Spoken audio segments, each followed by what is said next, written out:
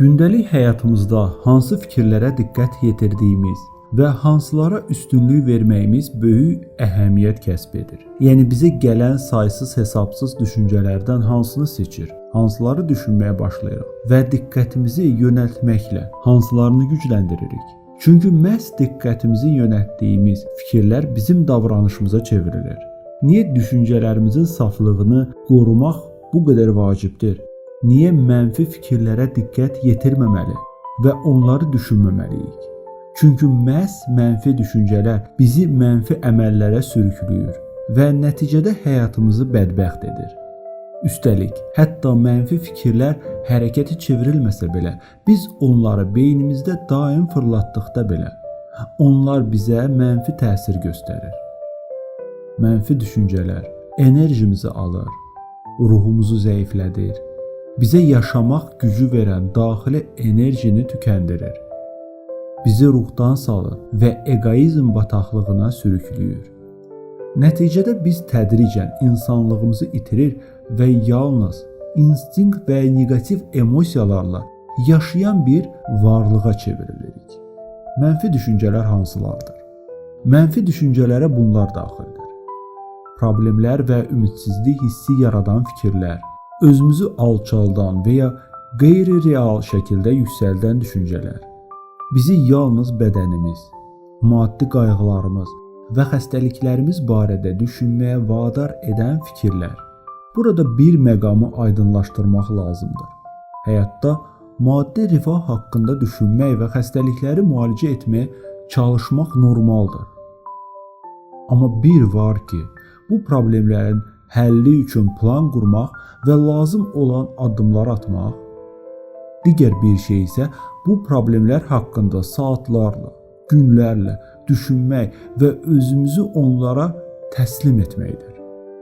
Əgər xəstələnmisənsə, həkim tap, həkimə get. Qoy mütəxəssis problemin həlli ilə məşğul olsun. Amma xəstəlik barədə və onun ən böyük problem olduğunu düşünmək onu həll etmir.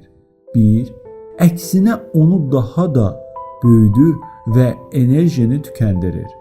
İkincisi isə bəzən biz həyatımızda negativ saydığımız bir şey əslində bizə bir göstərici və ya tramplin və ya imtahan ola bilər.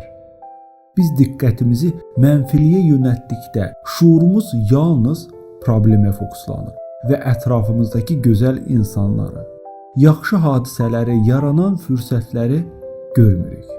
Çünki ağlımızda milçək böyüyərək filə çevrilir və o fil günəşi gözlərimizdən gizlədir.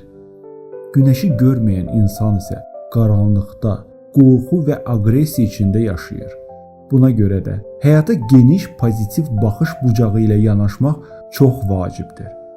Pozitivi isə insan özü şuurunda yaradıb bəsləməlidir.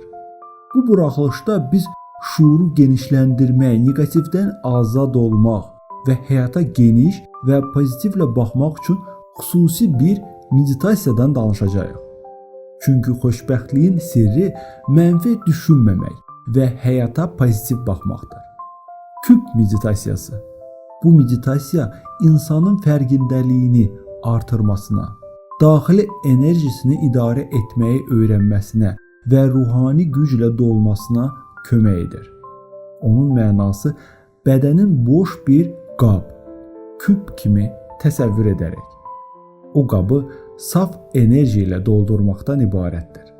Rahat bir mövqedə durun. Ayaqlar çiyin genişliyində. Əllər göbəkdən 3 barmaq aşağı olmaqla, barmaq ucları bir-birinə toxunacaq şəkildə birləşməlidir. Bu şəkildə göstərildiyi kimi ucuca, yəni baş barmaq baş barmağa, göstərici barmaq göstərici barmağa və s. Rahatlanın. Bütün düşüncələri təmizləyin və sadəcə adi rahat nəfəs almağa diqqət edin.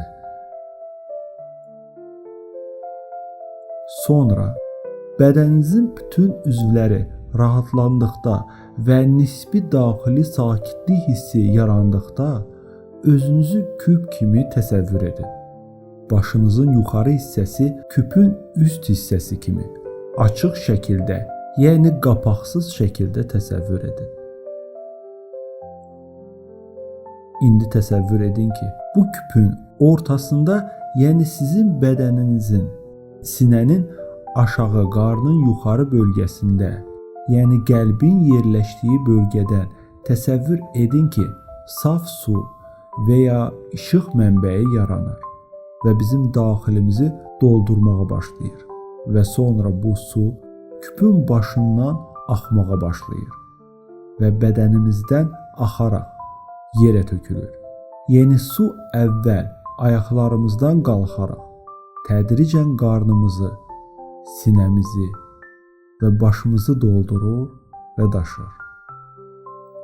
Su bədəni doldurduqca və yerə axdıqca onunla birlikdə bütün pis fikirlər, bütün problemlər, ümumiyyətlə insanın ağlında olan bütün negativ və narahatlıqlar da axıb gedir. İnsan sanki daxilən bütün bunlardan təmizlənir və bu təmizlənmə baş verdikdə o qəlb və fikirlər arasındakı dəqiq ayrılığı hiss etməyə başlayır. Üstəlik, içində olan qəlb və prosesi yuxarıdan müşahidə edən şəxsiyyət, ruh. Nəticədə bu meditasiya ilə gündəlik məşğul olduqda insan fikirlərini neqativdən təmizləyir və gələcəkdə onları idarə etməyi öyrənir. Şuurunu daim saf vəziyyətdə saxlamağa çalışır. Bu praktika hər səhər və ya yatmazdan əvvəl vaxt ayırmaq tövsiyə olunur. Əsas odur ki, prosesi tam hiss edərək, səmimi şəkildə icra edəsən. Bir də ki, hər insanda proseslər individual ola bilər. Kimdəsə biraz tez, kimdəsə biraz gec alına bilər. Buna görə narahat olmaq lazım deyil, sadəcə davam etmək və bunu ruhani gigiyenamıza çevirmək lazımdır. Necə ki, səhər axşam bədənimizin gigiyenası üçün dişlərimizi fırçaladığımız kimi bu praktikanı ruhumuzun gigiyenası üçün tətbiq edirik. Daha güclü təsir əldə etmək üçün bu küp meditasiyasından sonra lotus çiçəyi ruhani praktikasını yerinə yetirmək tövsiyə olunur. Lotus çiçəyi ruhani praktikası ilə daha ətraflı tanış olmaq üçün kanalımızda baxa bilərsiniz. Lotus çiçəyi və küp meditasiyaları haqqında məlumat Anastasia Novik'in Sensei kitabından götürülmüşdür. Daha ətraflı məlumat və daha dərin anlayış əldə etmək üçün siz bu kitabı internet vasitəsilə tapıb, pulsuz oxuya və ya yükləyə bilərsiniz. Uğurlar. Dostlar, unutmayaq ki, həyatda xoşbəxt olmaq üçün insan özü çalışmalıdır. Öz üzərində işləyərək bu meditasiyalar vasitəsilə mental sağlamlığımızı qoruyaraq həyatımızın xoşbəxt olmasına şərait yarada bilərik.